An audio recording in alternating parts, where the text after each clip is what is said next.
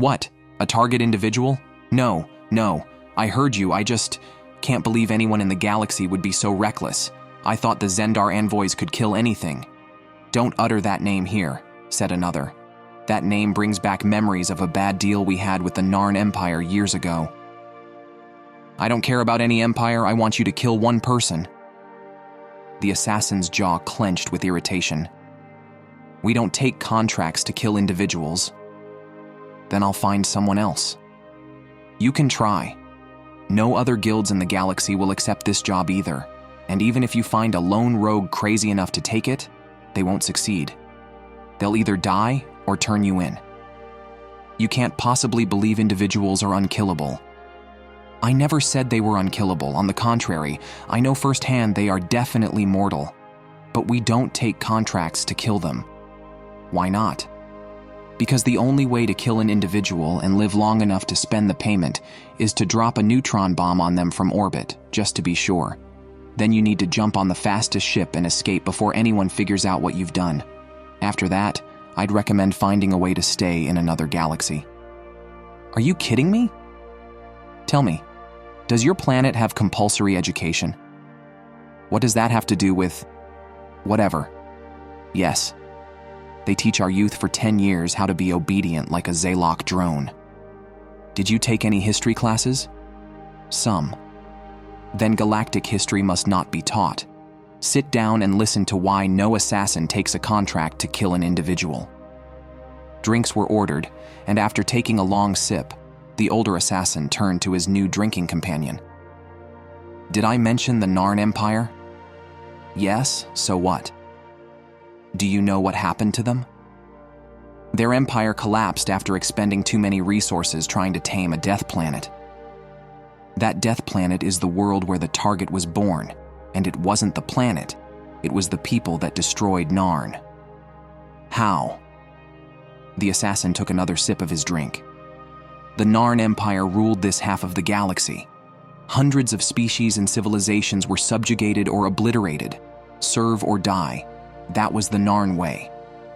The Council, which ruled the areas not yet under Narn control, could do little to stop the Narn's expansion. They would pose, debate, and even beg, but nothing they did could halt the Emperor's system-by-system conquest. Then they stumbled upon a system called Tal by its inhabitants. The name wasn't used for any other system, so the Narn allowed them to keep it. The inhabitants lived on the third planet of the system. Poor souls were just beginning to explore their home system when the Narn came knocking. The people were divided into various socioeconomic groups. They called them countries. This made things easy for the Narn, as the divided human nations responded slowly, and the legions swept through the lands unaware of the impending disaster thanks to communication jammers. Despite all these disadvantages, the people fought fiercely. One universal standard month. That's how long it took the Narn to fully subjugate the planet. Most pre-FTL worlds fell within a week, but these people fought like demons. When the remaining countries finally realized they were invaded, they even managed to halt the ground troops for a bit. But when reinforcements landed, the last bastion of resistance fell. From there, it was the usual mundane administrative work.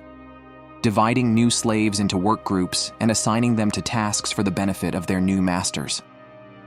Most of the surviving people were farmers and herders, so the Narn let them continue what they were good at. There's an old human saying, "An army marches on its stomach," and the Narn war machine was truly ravenous. A few 100,000 were taken off planet to work in mines elsewhere.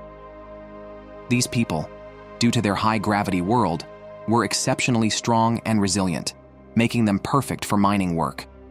Worlds and species conquered by the Narn generally followed a predictable series of events, as if reading from the same script.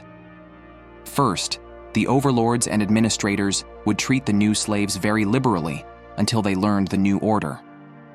Then there would be a relatively peaceful period lasting a few years, followed by rebellions and uprisings 5 to 10 years post-conquest. Once these were suppressed, there was usually not enough fight left for another try, and the survivors would lose hope. These people did not follow the script. They reluctantly submitted a few months after the invasion, and when the expected rebellions did not occur, The Narn probably felt very proud, thinking they had broken the primates' fighting spirit. If I were to give humans a single compliment, it would be that they are natural predators. They know how to wait for the perfect moment to strike. For 20 galactic years, the people worked, lived, and reproduced. The Narn did not care how many were born. More hands for more meat, they would say. They even provided extra rations and special privileges to any human woman who bore more than 4 children. If the Narn had known the people were raising an army, not just more workers. At least half of the surrendering human leaders and officials were fake puppets. The real governments remained hidden underground, continuing to direct the resistance forces. Secret training camps, night schools, covertly printed pamphlets. They were remarkably clever in hiding all this from their masters.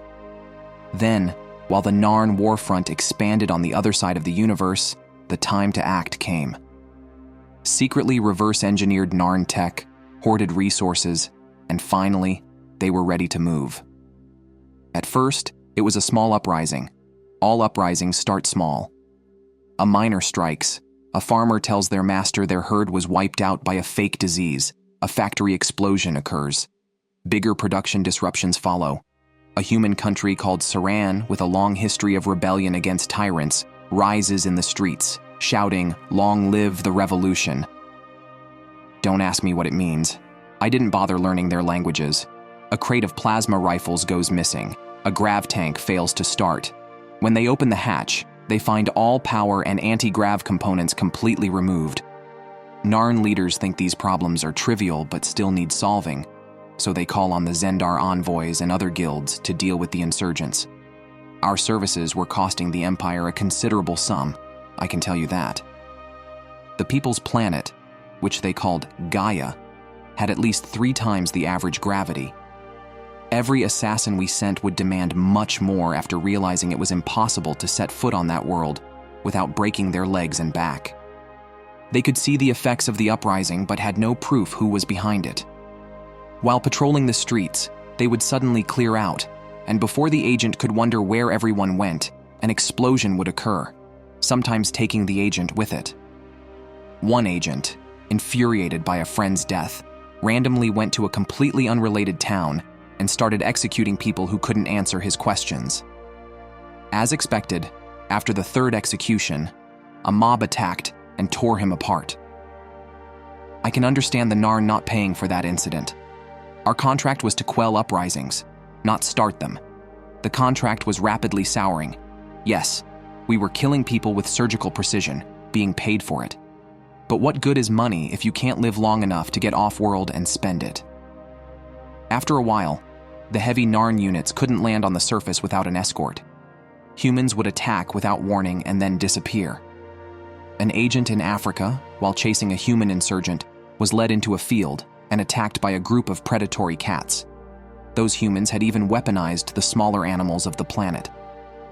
It's hard to easily count the number of agents we lost to humans' canine companions. The less I talk about the death trap they called Australia, the happier I'll be. First one regional administration center fell silent, then another. By the time the Narn nobles realized the new problem, the entire planet had gone silent. And it wasn't just Gaia, wherever humans were taken to work, showed similar signs of rebellion. One might assume humans were spreading rebellious ideas among the other enslaved species. Gods only know how they communicated across space. Before you say anything, yes, the Narn had patrolling frigates orbiting the area, but they too had gone silent. Humans had infiltrated their spies on the ships and either destroyed or captured them, sending them to their scientists for study. With the Narn's control no longer an issue, humans revealed the secret factories and forces they had been growing for years. Large production facilities churned out components for spaceports and eventually launched massive starships into orbit. When light response ships reached human space, they had no chance against the modest fleet humans had built. The Narn were victims of their own hubris. Every time they lost a response ship or patrol fleet, they simply sent another.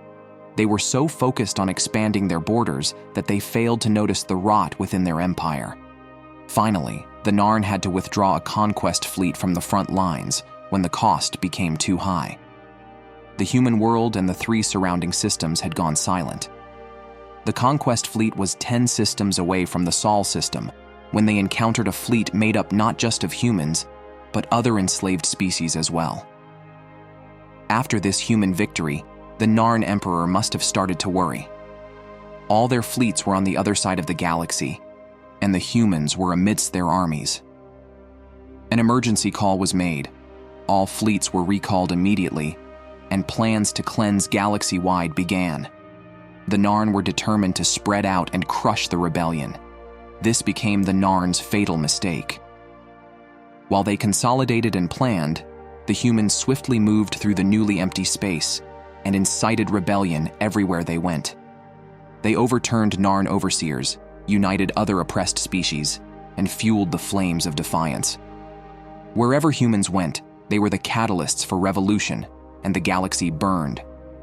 The ineffective council at the heart of the Narn forces scrambled to respond, but their fleets were picked off one by one. Ambushes, false distress signals, EMP traps hidden within fields of wreckage. Nothing was beneath the humans. The Narn forces, stretched thin across the galaxy, were slowly bled dry. Ambushes, false distress signals, EMP mines hidden among wreckage clouds, nothing was below humans. The less I say about the death trap humans call Australia, the happier I am. One regional administration center was silent, then another. By the time Narn nobles noticed the new problem, the entire planet had gone silent. And it wasn't just Gaia. There were signs of resistance wherever humans were working. One would assume that humans were encouraging rebellious ideas among other enslaved species. Before you say anything, yes, the Narn had patrol vessels in the area. But they too fell silent.